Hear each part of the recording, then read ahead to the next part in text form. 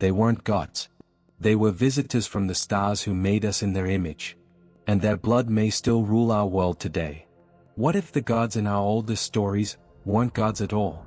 They came from the sky. They brought knowledge, power, and then they vanished. The Sumerians called them the Anunnaki, those who came from the heavens. Even the Bible speaks of watchers and giants born from unions not of this world. Are these just myths? Or history, written in code? Over 6,000 years ago, in the lands between the Tigris and Euphrates, the first cities rose. Eridu, Uruk, Nippur. Who built them? Who taught so much, so quickly? On clay tablets, the Sumerians told of beings who ruled the rain, the wind, the harvest, and judgment. They built ziggurats, massive stairways meant to touch the sky. Temples stood as gateways between earth and the heavens. They credited these sky beings with writing, mathematics, architecture, medicine, knowledge far beyond their time. Then, without warning, the teachers disappeared. The cities remained. The stories survived. Did they truly leave? Or did they leave something inside us? They came from the sky. They shaped our beginnings. And their fingerprints are still on our first words. Because what these stories suggest is that humanity itself may have been engineered. Could we be a genetic experiment? In the 1970s, researcher Zecharia Sitchin reread the Sumerian tablets. But he didn't see myths. He saw history. He claimed the Anunnaki weren't gods, but visitors from a distant planet called Nibiru, a massive world that passes near Earth once every 3,600 years. They came here for a reason: to mine gold. Not for wealth, but for survival. Gold, Sitchin said, was vital to repairing their planet's atmosphere. But the work was exhausting, even for them.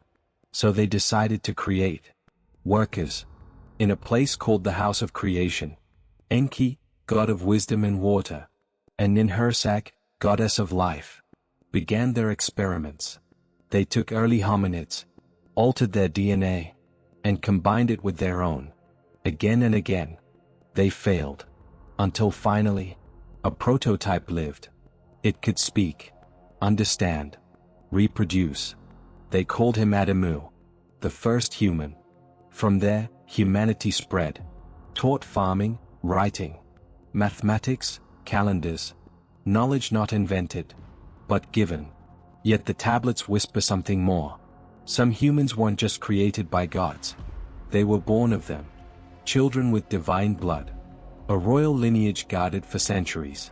If this is true, we are not simply children of Earth. We are the design of another world. And this bloodline may still walk among us today. What if power was inherited, not earned? The tablets tell us some humans weren't just created. They were born of gods themselves. Ancient Sumerian kings claimed they were sons of Anu, the great sky god. The most famous of them, Gilgamesh, was said to be 2/3 divine. His story, carved into clay as the Epic of Gilgamesh, told of a king with incredible strength, driven by a hunger for immortality. And he was not alone. Egyptian pharaohs declared themselves children of Ra, the sun god. Japanese emperors traced their bloodline to Amaterasu, the goddess of the sun. In Mesoamerica, rulers claimed they were sent by beings from the stars. To their people, this was no symbol. It was truth.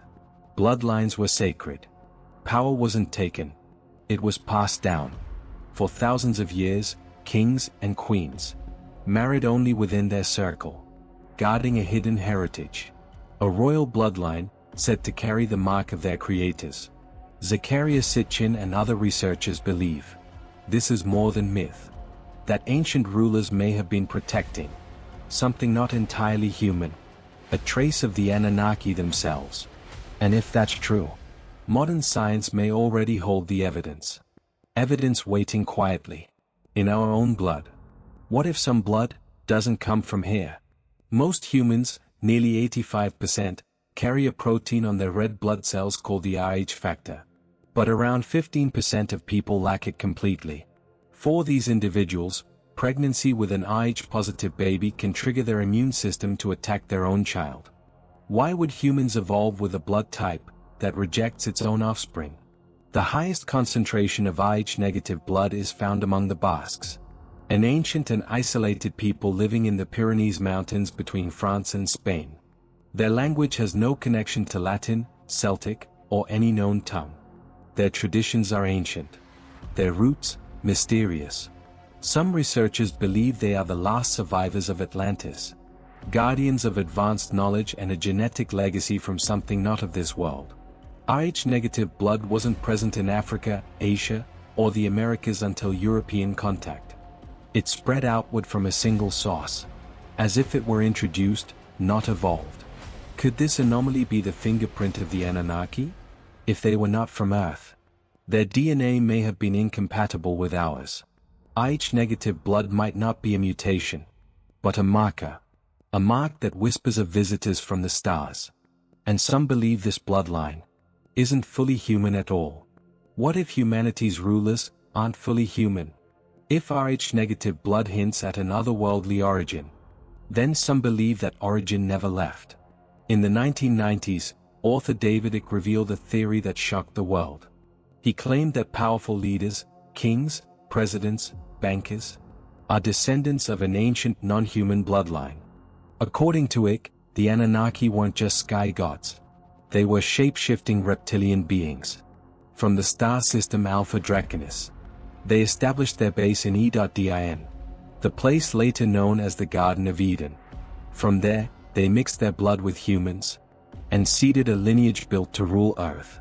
He says these bloodlines work in the shadows, controlling governments, banks, even secret societies. They thrive on conflict and fear, using war, economic collapse, and chaos as tools of control. This theory may sound unbelievable, but it mirrors Sumerian texts. Sky beings descended, took human partners, and created dynasties that shaped civilizations. And if these bloodlines are real, it means humanity's history of rulers is not a story of politics, but a story of genetics. Because power has always been protected in blood. And ancient texts hint that this bloodline's name is far older than kings and crowns. The Bible itself may confirm their existence, just under another name. What if the Bible's giants were real hybrids? Genesis 6 verse 4 tells a strange story. There were giants in the earth in those days, when the sons of God came unto the daughters of men. These giants were called the Nephilim, beings feared across the ancient world. Some scholars believe they were the offspring of heavenly visitors and human women. The same story written in Sumerian tablets thousands of years earlier. The Bible says they brought corruption and violence so great that God sent the great flood to wipe the earth clean. But the giants didn't vanish completely.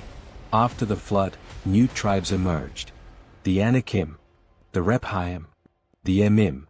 They built massive fortresses, wielded weapons too heavy for ordinary men, and terrified entire armies. One name stands out through history: Goliath. The warrior who faced David wasn't just tall. He was a relic of this ancient bloodline.